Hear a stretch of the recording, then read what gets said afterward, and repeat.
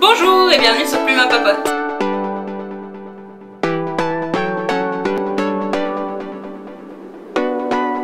Bon les gars, ça fait super longtemps que je vous ai pas fait de papote lecture.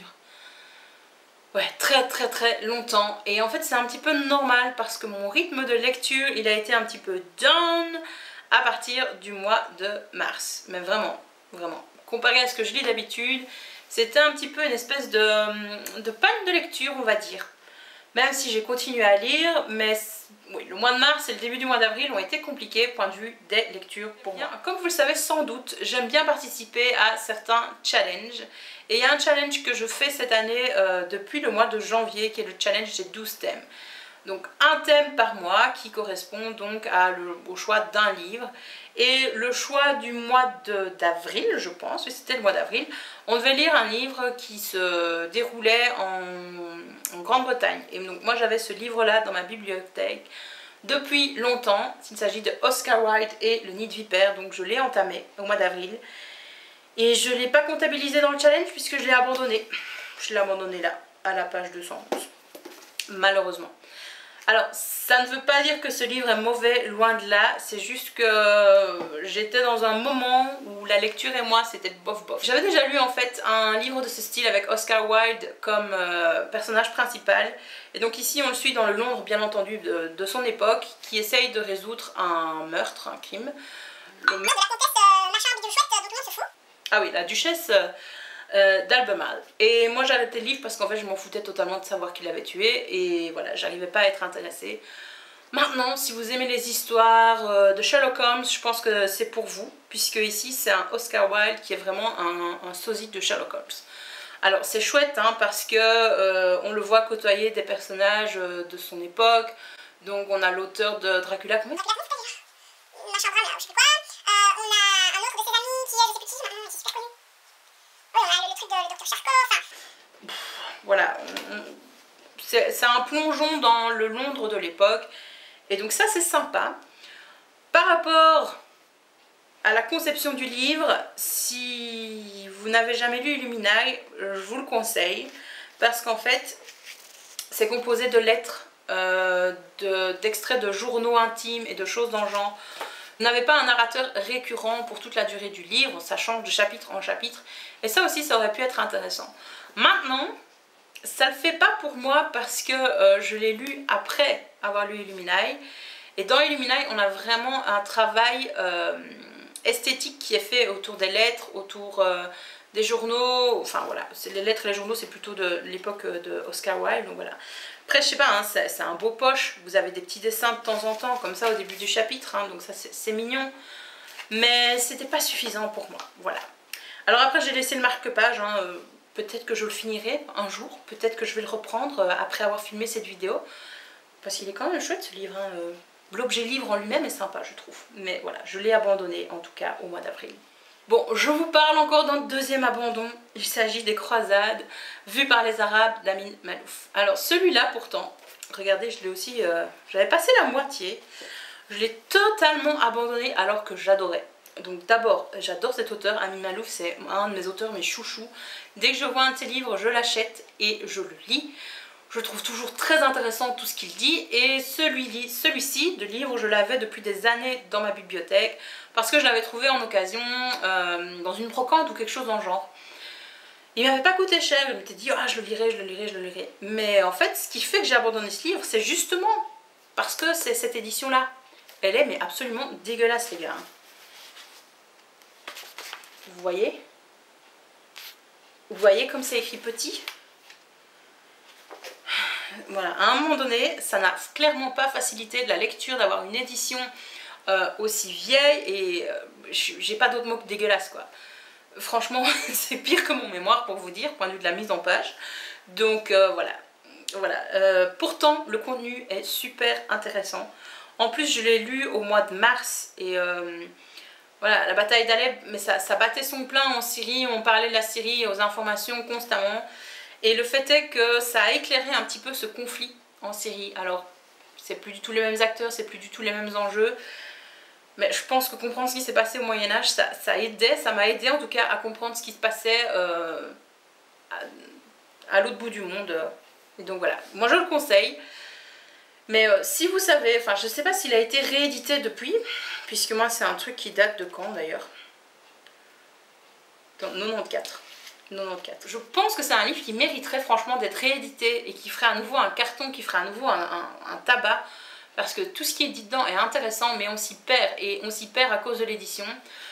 Parce que vous avez des petites cartes là en tout début. Donc à chaque fois qu'on vous parle d'un lieu, parce que moi la géographie, même si la Syrie on n'arrête pas d'en parler depuis le début des conflits, il ne cessait pas de dire où est Alep sur la carte, etc.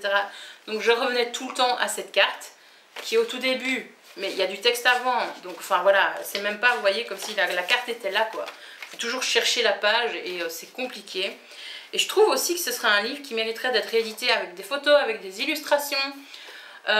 Quitte aussi à avoir des arbres généalogiques parce que dans tous les noms de tous les gens, on traverse quand même plusieurs siècles, puisqu'on parle des croisades et pas d'une croisade en particulier, on ne sait plus qui est qui quoi. Donc voilà, c'est ce qui fait que j'ai abandonné. Je laisse le marque-page parce que peut-être que je le reprendrai un jour. J'aimerais bien. En tout cas, s'il est réédité, mais je me l'achète à nouveau parce qu'il est trop intéressant que pour ne pas le finir. Et vu que c'est vraiment la raison qui fait que je l'ai arrêté, plus que le contenu, voilà. On fait un petit saut dans le temps, point de vue de ma papote lecture, puisque les lectures du mois de juin, non pas du mois de juin, lecture du mois d'avril, je vous en ai parlé dans mon vlog. Ouais c'est ça, ouais dans mon vlog de Week-end à 1000, donc vous avez plein d'informations sur ces livres et je ne vais pas vous en reparler ici, hein, ça n'a pas trop d'intérêt. Je vous emmène donc dans mes lectures que j'ai faites au début du mois de juin. Un premier que j'ai lu, c'est Le Prince de la Brume de Carlos Ruiz Zafón. Je parle pas espagnol, hein, si vous n'avez pas remarqué, donc c'est très mal prononcé, désolée. J'ai déjà lu un livre de cet auteur et vu que celui-ci est arrivé dans ma bibliothèque par pur hasard, on me l'a donné, je me suis dit tiens, c'est un petit livre sympa, j'aimais bien la plume de l'auteur, je vais le lire. C'était totalement différent, hein. Il m'a fait flipper ce livre, franchement c'était malsain, donc voilà, c'est un livre avec un élément fantastique dedans. Donc on suit une famille en 1943 qui est menacée par la guerre et qui donc quitte la ville et ils vont aller s'installer dans une maison à la campagne, près de la mer. Sauf que ben voilà, cette maison est un petit peu bizarre et qu'il y a des habitants un peu étranges aux alentours. Voilà, ça devient vite... voilà, ça devient malsain. Alors ça n'a rien à voir avec Stephen King, point de vue de l'ordre de l'horreur, hein, j'ai envie de dire. Mais n'empêche que moi ça m'a suffi.